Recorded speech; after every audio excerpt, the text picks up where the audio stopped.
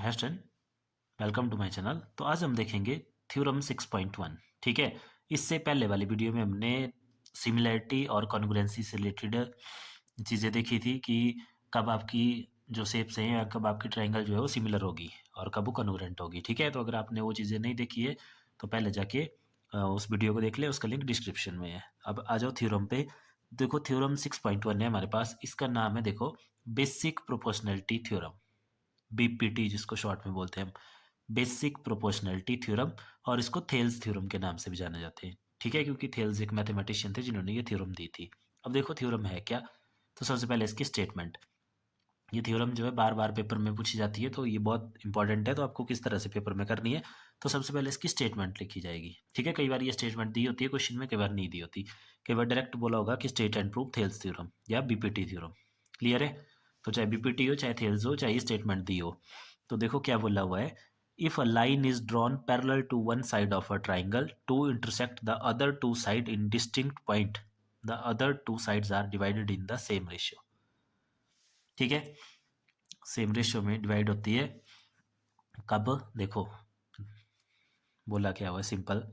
कोई ट्राइंगल है, अब इस ट्राइंगल में एक लाइन ड्रॉ करनी है हमने किसी एक साइड के पैरेलल। अब किसी के भी पैरेलल हो सकती है, इसके पैरेलल हो सकती है, इसके पैरेलल हो सकती है, इसके पैरेलल हो सकती है। ठीक है, जहां मर्जी पे।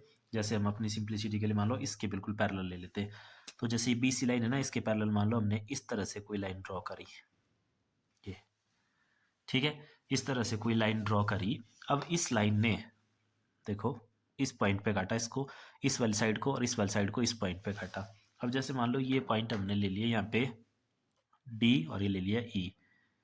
तो ये थ्योरम क्या बोलती है, ये थ्योरम बोलती है कि जब भी आप कोई एक लाइन ड्रॉ करेंगे किसी भी एक साइड के पैरेलल, तो जो बाकी बची दो साइडें जो उसने काटी, उनको इस तरह से डिवाइड करेगी कि जो उनकी रेशियो होंगी वो इक्वल होंगी। ठीक है, मतलब कैसे, मतलब जैसे देखो इस साइड अगर हम देखें तो इस साइड एक पार्ट बना ए डी, दूसरा बना डी बी। तो अगर हम ए D upon D be in parts की रेशियो लेना, वो किसके इक्वल होनी चाहिए, वो इक्वल होनी चाहिए इस साइड के पार्ट्स की रेशियो के इक्वल, मतलब ए ई अपॉन ई सी। ठीक है, तो ये हमें प्रूव करना है स्टेटमेंट, और ये हो गया हमारे पास टू प्रूव। ये हमें प्रूव करना है। ठीक है, अब देखते हैं हम इसके प्रूफ में। तो प्रूफ देखो कैसे होगा इसका प्रूफ। इसका प्रूफ जब भी आपने करना, तो अगर कुछ कंस्ट्रक्शन करनी है किसी भी थ्योरम में, तो सबसे पहले आएगा हमारा कंस्ट्रक्शन का पार्ट। तो प्रूफ में सबसे पहले इसमें हमारे पास कंस्ट्रक्शन का पार्ट, इसमें थोड़ी सी हम कंस्ट्रक्शन करेंगे। तो मैं देखो क्या क्या कंस्ट्रक्शन करनी है इसमें। तो सबसे पहले कंस्ट्रक्शन, सबसे पहले आपने स्टेटमेंट लिख देनी, फिर true proof, true to proof जो हमें प्रूव करना है वो लिख देना। उसके बाद आ जाएगा प्रूफ, और प्रूफ में सबसे पहला पार्ट अगर कंस्ट्रक्शन है किसी थ्योरम में तो कंस्ट्रक्शन। तो सबसे पहले देखो हम इसमें क्या कंस्ट्रक्शन करेंगे। एक हम परपेंडिकुलर ड्रॉ करेंगे इस पॉइंट से इस साइड, ये जो आपका पार्ट है ना ए, इसके ऊपर परपेंडिकुलर होना चाहिए हो। तो इस पॉइंट से ऐसे परपेंडिकुलर ड्रॉ कर देंगे हम इधर, ये परपेंडिकुलर हो गया इसके लिए। ठीक है, और एक परपेंडिकुलर हम इस ई से कर देंगे इस वाली साइड पे। तो ये परपेंडिकुलर इसके लिए हो गया। ठीक है, उसके बाद ये जो आपका डी पॉइंट है इसको सी से मिला देंगे, और ये जो आपका बी पॉइंट है इसको ई से मिला देंगे। ठीक है, ये इस थ्योरम को करने का तरीका है। ये आपको थोड़ा सा इसमें याद रखना होगा कि क्या क्या स्टेप करने हैं। तो सबसे पहले तो देखो हमने क्या किया, ड्रॉ ड्रॉ डी, और नाम दे देंगे इनको। जैसे इसको हमने दिया एम, इसको दे दिया इधर एन। तो draw D M perpendicular to, किस साइड पे परपेंडिकुलर है, ए ई पे, ई ए लिखो या ए ई, ए ई। ठीक है, और एक परपेंडिकुलर और ड्रॉ किया हमने, कौन सा, E N, E N perpendicular to, वो था आपका ए डी पे। ठीक है, और थोड़ा सा काम और किया, that is joint D C and B. ये आपको इस थ्योरम को करने के लिए याद रखना पड़ेगा थोड़ा सा। ठीक है, इतना। अब देखो क्या करेंगे हम इसमें। अब हमें प्रूव क्या करना है, प्रूव करना है हमें एक ये यहां से देखो A D by D B, A D by D B is equal to A E by E C, A E by E C. ये हमें प्रूव करना है। ठीक है, तो हम देखो इसको एरिया का यूज़ करके प्रूव करेंगे, लेकिन थोड़ा सा इसमें बेसिक कंसेप्ट यूज़ होगा छोटी क्लास का। तो देखो मैं उसको आपको अलग से एक्सप्लेन कर देता हूँ क्या क्या। तो जैसे आप लोगों को पता है कि कोई ये ट्राइंगल है इस तरह से। ठीक है, कोई ट्राइंगल है ना इस तरह से, अगर हमें इसका एरिया निकालना है तो एरिया, और जैसे मान लो ये इसका परपेंडिकुलर ड्रॉ कर दिया हमने इस पे इस तरह से, नाम दे दो ट्राइंगल को ए बी सी, और ये परपेंडिकुलर है मान लो इसका डी पॉइंट पे, तो क्या एरिया होता था इसका 1/2 इंटू बेस इंटू हाइट, और बेस लेते हैं हम इस पे उसी साइड को जिस पे जो है परपेंडिकुलर ड्रॉ होता है, तो परपेंडिकुलर है इस साइड पे, तो बेस आ गया इसका ये सारा, क्योंकि ये थी ट्राइंगल की साइड, that is A C 1/2 into A C, और परपेंडिकुलर या हाइट है हमारे पास यहाँ पे बी डी, ये आपने पढ़ा हुआ है छोटी क्लास में, ठीक है। लेकिन देखो एक और ट्राइंगल अब ऐसे भी तो हो सकती है आपके पास, कि मान लो ट्राइंगल, कोई ट्राइंगल ऐसे है इस तरह से, इस तरह से भी ट्राइंगल हो सकती है ना, फिर देखो फिर हाइट कैसे लेंगे आप या परपेंडिकुलर कैसे लेंगे, तो फिर जैसे मान लो इस पॉइंट से आपने परपेंडिकुलर ड्रॉ कर लिया ऐसे, इस नीचे वाली साइड को एक्सटेंड किया और उसके ऊपर परपेंडिकुलर ड्रॉ कर लिया, ट्राइंगल थी हमारे पास ए बी सी, ट्राइंगल कौन सी है ए बी सी, तो area of A B C क्या आएगा, अब देखो बेस कौन है अब ये, बट कहाँ तक, जहाँ तक साइड है कहाँ तक है ए बी तक ही है, जैसे ये डी पॉइंट आ रहा है ना इधर, तो ए डी नहीं लेना क्योंकि ए डी नहीं है ट्राइंगल का पार्ट, ट्राइंगल का पार्ट कौन है ए बी, तो बेस क्या है हमारे पास 1/2 इंटू बेस क्या है इसका ए बी, और परपेंडिकुलर कौन आया हमारे पास इसका सी डी, हाइट चाहिए होती है ना तो हाइट हम में से बाहर से एक्सटर्नली ले सकते हैं, मतलब ट्राइंगल में जो परपेंडिकुलर है वो एक्सटर्नली भी हो सकता है, कोई प्रॉब्लम नहीं है, ठीक है। ये चीज़ का ध्यान रखना क्योंकि हम इसमें यूज़ करेंगे यहाँ पे, तो देखो अब क्या करेंगे हम इसमें,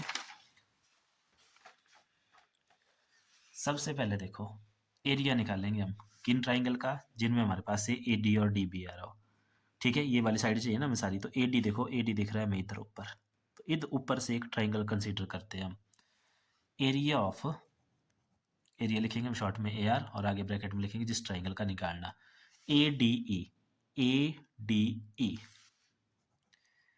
ए डी ई। अब देखो मैं आपके समझने के लिए इसको दोबारा से ट्राइंगल ड्रॉ कर देता हूँ, पेपर में आपको ये करने की ज़रूरत नहीं है, ठीक है। जैसे ये देखो ए डी ई ट्राइंगल को बनाऊंगा मैं सिर्फ,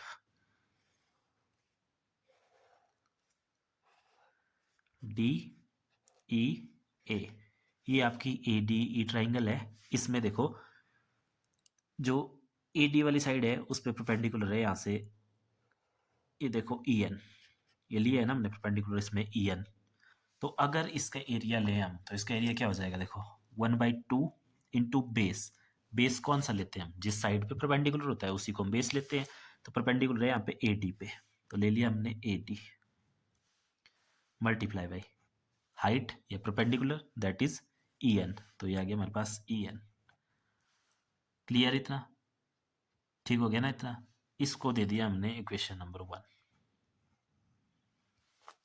ठीक है, क्लियर है। अब देखो इसमें दूसरी ट्राइंगल, या एक बार देखो ये निकल गया ना इसका एरिया, अब एक और इसी का एरिया एक बार और तरीके से निकालेंगे हम, एरिया ऑफ ए डी, वो क्या आ जाएगा हमारे पास,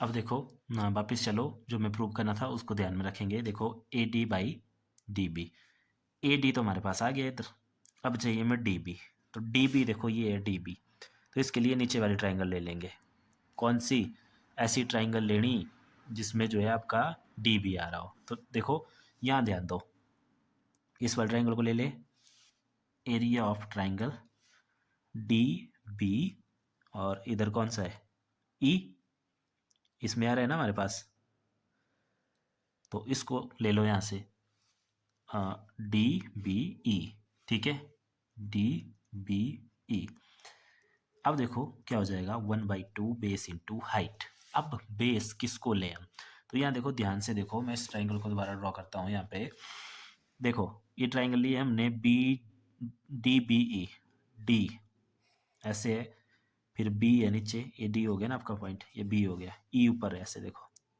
ये लाइन ऐसे है ना, फिर ये इधर से, ये आपका ई है, ठीक है। तो जो इस पॉइंट से परपेंडिकुलर ड्रॉ है देखो, ये एक्सटर्नल लिया है, इस लाइन को जब एक्सटेंड किया ना पीछे इस तरह से इस साइड को, तो तब जो इस यहाँ से परपेंडिकुलर ड्रॉ किया हमने वो इसके ऊपर आया हुआ है, तो जैसा मैंने अभी आपको समझाया कि देखो इस तरह से परपेंडिकुलर आपका एक्सटर्नली भी हो सकता है, ठीक है। तो वही केस लगे इसमें, तो बेस बन गया इसका ये वाली साइड, लेकिन अब बेस यहाँ तक नहीं लेना, बेस हमने सिर्फ ये तक लेना सिर्फ। तो बेस क्या आ गया इसका, देखो बी डी इंटू परपेंडिकुलर आ गया दोबारा ये वाला ई एन, जो कि हमारे पास है ई एन। तो ये आ गई इक्वेशन नंबर 2। ठीक हो गया इतना। अब देखो क्या करेंगे यहाँ पे, इक्वेशन 1 को डिवाइड कर दो 2 से। ठीक है, तो या इक्वेशन 1 डिवाइड बाई इक्वेशन 2, तो आ जाएगा हमारे पास area of A D E upon area of D B E is equal to 1/2 into A D into E N upon 1/2 into B D into E N. E N से E N cancel, 1/2 से 1/2 cancel, तो ये आ गया हमारे पास यहाँ से देखो A D by B D, equation number 3। एक इक्वेशन आ गई हमारे पास ये। तो देखो ये आ गया हमारे पास इक्वेशन नंबर 3। अब इस इक्वेशन नंबर 3 को आप ध्यान से देखें तो ये हमारे पास देखो यहाँ पे A D by B D, जो कि हमें प्रूव करना था, उसकी लेफ्ट हैंड साइड आ गई है। अब हमें यहीं से आइडिया लेना है थोड़ा सा कि अब हमें देखो चाहिए ए ई बाई ई सी, ये ए ई है ना इधर, ए ई बाई ई सी। ठीक है, मतलब अब इस वाली साइड को ए ई अपॉन ई सी, ये वाला हमें काम करना है। तो देखो इसके लिए हम क्या करेंगे, दोबारा जैसे इधर देखा था हमने कि ए डी कौन से वाले ट्राइंगल में आ रहा था वो हमने कंसिडर किया था। तो अब देखो पहले इधर ए ई, तो ए ई, तो देखो ट्राइंगल, ये देखो ये है ट्राइंगल ए डी ई, इसी में ए ई है, मतलब देखो ना अगर ए ई की साइड से चले ट्राइंगल इस तरह से लेंगे हम ए ई डी। तो इस ट्राइंगल को देखो यहाँ ड्रॉ करता हूँ दोबारा, इस तरह से आपकी ट्राइंगल है,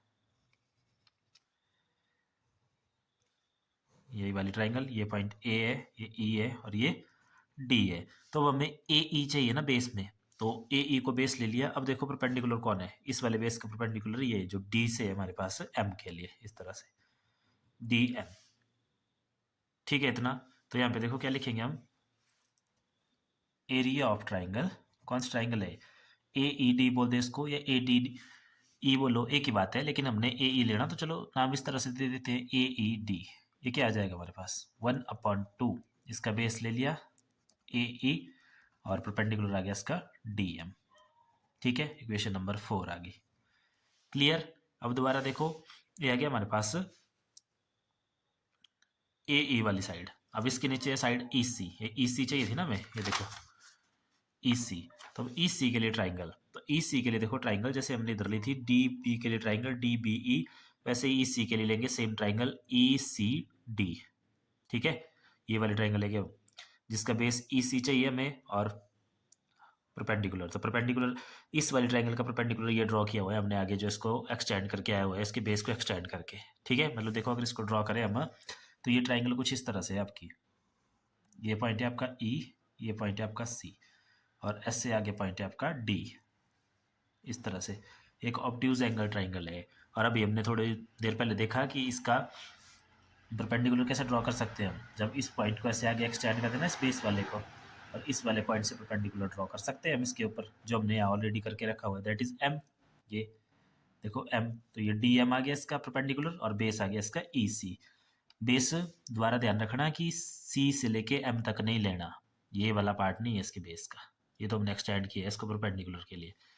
ट्राइंगल का पार्ट तो सिर्फ इतना है। तो ये कौन सा ट्राइंगल है देखो, अब इसका नाम भी हम वैसे देते हैं जो हमें साइड चाहिए, तो ई सी चाहिए ना हमें, तो नाम दे देंगे हम इसका E C D. Area of triangle E C D क्या आ जाएगा 1/2 base this one E C multiply by perpendicular D M. ये आ गई इक्वेशन नंबर 5। ठीक है, अब देखो दोबारा यहाँ पे 4/5 कर देंगे, डिवाइड कर देंगे इनको, तो यह आ जाएगा area of A E D upon area of E C D is equal to, यहाँ पर 1/2 into A E into D M, और इसमें है 1/2 E C into D M, D M से डी एम कैंसिल, 1/2 से 1/2 कैंसिल। ठीक है, तो यहाँ पे आ गया हमारे पास area of A E D upon area of E C D is equal to A E upon E C. ठीक है, इक्वेशन नंबर 6 दे देते हैं हम इसको, ये आ गई इक्वेशन नंबर 6। अब देखो, जो इक्वेशन नंबर 3 आई थी उसमें हमने जो प्रूव करना था उसकी left hand side find out कर ली है, A D by D B, A D by B D. और जो हमारी इक्वेशन नंबर 6 आई उसमें हमने वो राइट हैंड साइड प्रूव कर ली है, ए ई बाई ई सी। अब इन दोनों को इक्वल करना है हम लोगों ने। तो अगर इक्वल कैसे होंगी ये, अगर इस वाले की लेफ्ट हैंड साइड और इस वाले की लेफ्ट हैंड साइड इक्वल होगी तो ये इक्वल हो जाएगी। तो अब देखो, जो थर्ड है हमारे पास इक्वेशन, थर्ड, ये रही थर्ड इक्वेशन यहाँ पे, और ये रही 6th इक्वेशन। इनमें हमारे दोनों जो हमने प्रूव करना था उसकी लेफ्ट और राइट हैंड साइड, तो इनको कंपेयर करते हैं। तो देखो, थर्ड वाली में ऊपर है area of A D E, area of A E D, एक ही बात है ना, सेम ट्राइंगल है ये, नाम यहाँ आगे पीछे लिखे हमने, तो ये तो इक्वल है। नीचे वाला देखो, area of E C D, और यहाँ है डी बी ई, ये अलग अलग ट्राइंगल है। तो पहले देखो इन ट्राइंगल को पकड़ते हैं हम। तो देखो, ट्राइंगल कौन सी है, ई सी डी कॉमा ट्राइंगल, इधर है डी बी ई। इन दोनों ट्राइंगल्स को देखते हैं। तो ये दोनों ट्राइंगल ये रही हमारे पास, देखो यहाँ पे,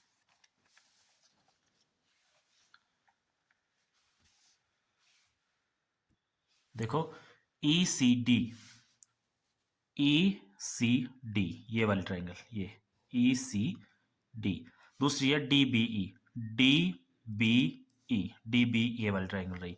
तो इन ट्राइंगल को आप ध्यान से देखें तो देखो, ये दो पैरेलल लाइंस के बीच में बन रही है, इन दो पैरेलल लाइन के बीच में बन रही है।